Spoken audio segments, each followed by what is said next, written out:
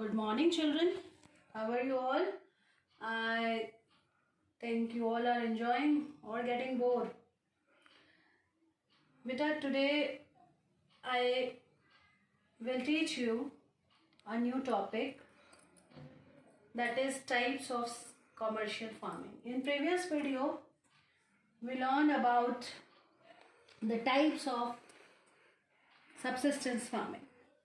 Here we are with commercial farming, types of commercial farming. बेटा commercial farming का मतलब होता है वो farming जिसका मेन पर्पस होता है कॉमर्स. कॉमर्स मतलब व्यापार.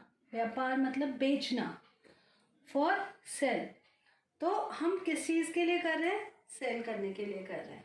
ठीक है. इस अगर किसी फार्मिंग का पर्पस ये है, कॉमर्शियल है, तो वो कौन सी फार्मिंग है? कॉमर्शियल फार्मिंग है. Now, commercial farming further divided into two types of farming. That is, first, commercial grain farming, and another is plantation farming. Right?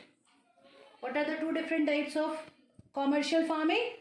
Commercial grain farming and plantation farming. See, first we will see main features of commercial grain farming. Commercial grain farming के हम main features देखेंगे. बेटा सबसे important इसमें जो आप लिखोगे वो मैंने नीचे लिख दिया है, लेकिन this will be the first point. ये फर्स्ट पॉइंट होना चाहिए आपका कि the purpose of farming is to sell. हमें हमारा मकसद क्या है? जो भी हम उपज तैयार कर रहे हैं, जो उपज है हमारी, उसको हमें क्या करना है? बेचना है. It is not for subsistence. It is not for self-consumption. Right? So first, you can write this one, or you can write this way also. This is not wrong. But जब भी commercial grain farming को explain करो तो उसका purpose लिखो कि वो उस farming को करने का purpose क्या है. Right? Now the first point. Large land holding.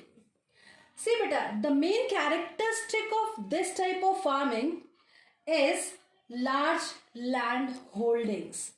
Large land holdings मतलब जब हम commercial farming करते हैं तो जैसे आपने primitive में किया था ना, छोटे से patch of land आपने पढ़ा था कि we use this type of farming on small patch of land. यहाँ पर वो नहीं है. यहाँ पर बहुत बड़े बड़े खेत होंगे. खेत का जो साइज होगा वो बहुत ही बड़ा होगा. राइट? तो यहाँ पर सबसे मेन कैरेक्टरिस्टिक इसका क्या है? The main characteristic of this type of farming is large land holding and uses of high levels of input. अब uses of high levels of input. Input में मैंने सिर्फ इनपुट बोला है. अब इनपुट में तो आपको मालूम है सभी कुछ आता है. इनपुट में आपके बायोकेमिकल्स भी आएंगे, इनपुट में आपके टूल्स भी आएंगे, इनपुट में आपके इरिगेशन फैसिलिटीज़ भी आएंगी, इनपुट्स में आपके हाई यील्ड वैरायटी सीड्स भी आएंगी. तो जो भी हम इसमें इनपुट यूज़ कर रहे हैं, मतलब जो भी हम खेत में लगा रहे हैं, उसका the level of that of input will be very high in which type of farming? In commercial farming. Right? So here you can write in this way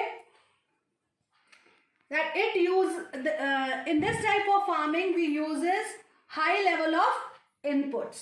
Right? Third point is in commercial grain farming we use high yield variety seeds. HYV का मतलब होता है high yield variety seeds. ज़्यादा उपज देने वाली बीज, उनका इस्तेमाल किया जाता है इसके अंदर. Next is we use good irrigation facilities because the purpose behind this farming is commerce. That's why farmer is not ready to take any kind of risk. So वो नेचर पे या वो नेचुरल रेनफॉल पे depend नहीं रहता है, बल्कि वो किस पे डिपेंड करता है? वो इरिगेशन फैसिलिटीज़ भी रखता है अपने साइड बाय साइड, कि अगर रेनफॉल अच्छी नहीं हुई तो भी हमें फील्ड को इरिगेट तो करना पड़ेगा. तो वो सारे अरेंजमेंट्स रहते हैं फील्ड पे. ट्यूबवेल्स रहते हैं, स्प्रिंकलर इरिगेशन मेथड रहता है, ड्रिप इरिगेशन मेथड, जो भी वहाँ पे सुटेबल मीन्स ऑफ इरिगेशन होगा, they will use that one only. The next is uses of biochemical. This is also input. Biochemicals, क्योंकि यहाँ पर मैं ना आपको ऐसे नहीं लिख रही कि वी यूज फर्टिलाइजर, इंसेक्टिसाइड, हमने एक वर्ड लिख दिया, we farmer will use biochemicals. अब बायोकेमिकल्स में सब कुछ आता है, फर्टिलाइजर्स आते हैं, इंसेक्टिसाइड्स आते हैं, पेस्टिसाइड्स आते हैं, विडिसाइड्स आते हैं. सभी चीज का इस्तेमाल फार्मर करता है अपने उपज को, अपने खेत की उपज को बढ़ाने के लिए. The next is scientific farming. है साइंटिफिक फार्मिंग, बेटा फार्म का साइज बड़ा है. It is not possible for the farmer to do agricultural work manually, so he will use all the scientific method, like he will use tractors, he will use harvesters, threshers, combined machines for doing agriculture. Next is, we have already discussed what is purpose behind this type of farming. So this question will come for 5 marks in board exams. ये 5 marks का question बनता है, सीधे के सीधा बिल्कुल. और सिर्फ क्वेश्चन क्या पूछा जाएगा, what is commercial grain farming, और राइट देयर मेन फीचर्स, और right there characteristics. So I think you can write this answer because all points are here and I explain all points one by one to you. Now the next thing, commercial grain farms. अब क्या होता है बेटा, जो commercialisation है, किसका commercialisation, commercialisation of farming जो है वो वेरी करता है from one place to another place. वो डिपेंड करता है क्लाइमेटिक कंडीशन पे, वो डिपेंड करता है इरिगेशन फैसिलिटीज पे. और दूसरी बात कि अगर मैं आपको बताऊं कि कॉमर्शियल ग्रेन फार्मिंग, अब कौन सी ग्रेन कहाँ के लिए कॉमर्शियल है और कहाँ, मतलब कौन सी ग्रेन कॉमर्शियल है, कौन सी ग्रेन सबसिस्टेंस है, ये डिपेंड करता है. ये मतलब state wise, state to state अलग होगा. जैसे पंजाब एंड हरियाणा है, राइट. पंजाब एंड हरियाणा में अगर लोग राइस उगाते हैं, क्या उगाते हैं, rice. But the people of Punjab and Haryana are very fond of eating what, chapatis. So वहां के लिए गेहूं उनकी क्या हो जाती है, वीट क्या हो जाती है, उनकी सबसिस्टेंस फार्मिंग हो जाती है. और राइस क्या हो जाती है वहां की, कॉमर्शियल फार्मिंग हो जाती है. क्या हो जाती है, कॉमर्शियल फार्मिंग हो जाती है. इसी तरीके से छत्तीसगढ़ और उड़ीसा की बात करें, वहां के लोग क्या खाना पसंद करते हैं, उनका वहां का स्टेपल फूड क्या है, राइस. तो वहां पर राइस क्या हो गई, सबसिस्टेंस फार्मिंग, और वीट क्या हो जाएगी वहां की, कॉमर्शियल फार्मिंग. मेरा कहने का मतलब है कि हम ये नहीं कह सकते कि वीट इज सबसिस्टेंस और राइस इज कॉमर्शियल. ये प्लेस टू प्लेस क्या कर सकती है, वेरी कर सकती है. Clear. Next type of commercial farming is plantation. Plantation is one of the commercial type of commercial farming. Plantation farming का फर्स्ट जो पॉइंट है वो ये होगा, plantation farming produces raw material for various agro based industry.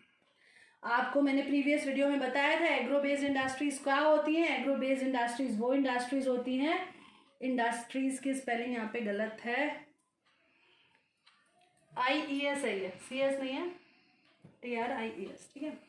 Industries produces raw material for various agro based industry, का मतलब है agro based जिनको रॉ मटेरियल एग्रीकल्चरल फील्ड से मिलता है. जैसे कॉटन टेक्सटाइल मैंने आपको एग्जांपल दिया था.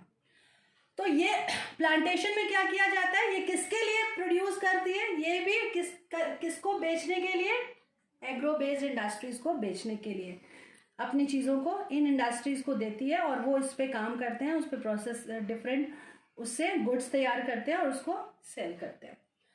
सबसे important feature, if you will forget this point in board exams you can lose marks. आप ये पॉइंट नहीं छोड़ेंगे. This point is single crop is grown. इसमें सिर्फ एक ही क्या की जाती है, फसल बोई जाती है. In this type of farming only single crop is grown on large scale. बहुत बड़े एरिया में, बहुत बड़ी मात्रा में एक ही कोई फसल डिसाइड की जाती है, उसी को उगाया जाता है. वो टी हो सकती है, वो कॉफ़ी हो सकता है, वो शुगर केन हो सकता है. इसके अलावा और भी बहुत सारी क्रॉप्स हैं जिसको हम प्लांटेशन में बोलते हैं. The third point is it is capital intensive. मतलब कैपिटल का मतलब यहाँ पे क्या है? पूंजी. पूंजी मतलब पैसा. तो यहाँ पर capital intensive, this farming is capital intensive. मतलब plantation required a very huge amount of capital. It required huge amount of capital. Without capital, this type of farming is not possible. Because in this farming, जो भी farmer है वो क्या करेगा? वो किसकी help लेगा? Migrant labourers are used. Migrant labourers मतलब हायर्ड लेबर्स, बुलाए हुए मजदूरों के साथ उनको उसको हर दिन का क्या देना पड़ेगा? वेजेस पे करना पड़ेगा. तो migrant labourers are used. That's why it is very. अब लेबर्स को पे करने के लिए पैसा तो चाहिए ना, साइंटिफिक होगी, सारी फैसिलिटीज़ चाहिए इसके लिए. तो डेफिनेटली ये कैपिटल तो इसमें बहुत ज़्यादा चाहिए हमें. Fifth point, fifth point, good network of transportation, communication and proper market facilities are required. बेटा आपको मालूम है ये सारा जो प्लांटेशन में जो भी चीज़ हम उगा रहे हैं, फसल तैयार कर रहे हैं, वो सिर्फ किसके लिए कर रहे हैं? किसके लिए कर रहे हैं? इंडस्ट्रीज के लिए. अब इंडस्ट्रीज के लिए क्या चाहिए? If we want to supply sugar cane from the field to the sugar industry, what we need? We need good transportation facility, good communication facility, proper market facility. Then only this plantation will helpful for us. Otherwise there is no use of plantation, right? So एक चीज़ और आपको मुझे बतानी थी कि जो plantation farming है, plantation farming के अंदर जो होता है वो एक तो बहुत ज़्यादा पैसा यूज़ होता है, बहुत ज़्यादा लेबर्स यूज़ किए जाते हैं. और लेबर्स के लिए प्लांटेशन जहाँ पे किया जाता है वहीं पे रूम बना दिया जाता है ताकि वो पूरे समय खेत की देखभाल करता रहे. और एक और इसमें पॉइंट आप ऐड कर सकते हैं, it's an interface of agriculture and industry. दोनों चीज़ें, इंडस्ट्री के लिए प्लांटेशन ज़रूरी है और प्लांटेशन तभी चलेगा जब क्या होंगे? इंडस्ट्रीज होंगे. अब जैसे हमने पढ़ा टी है, टी का प्लांटेशन होता है, बनाना प्लांटेशन होता है, कॉफ़ी प्लांटेशन होता है.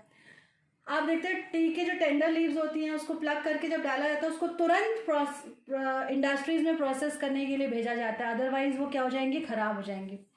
तो फास्ट मीन्स ऑफ कम्युनिकेशन और good network of transportation is very you can say much needed in plantation.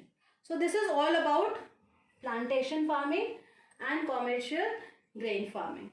बेटा आपको ये क्वेश्चन मैंने बता ही दिया, जैसे ये आएगा right 5 main features of commercial grain farming, वैसे ये भी आ सकता है right 5 main features of plantation farming. आपको इसमें कंपेयर करने के भी आ सकता है, differentiate between commercial grain farming and plantation farming.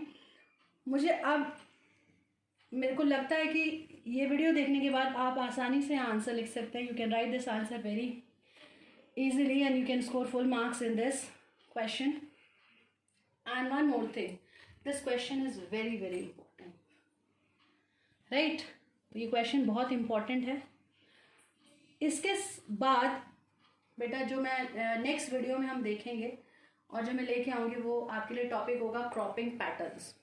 What is next topic for our video? That is cropping pattern. So आज के लिए इतना काफ़ी है, राइट? बेटा आप you all are in 10th class, so please study को टाइम देना आपके लिए बहुत ज़रूरी है.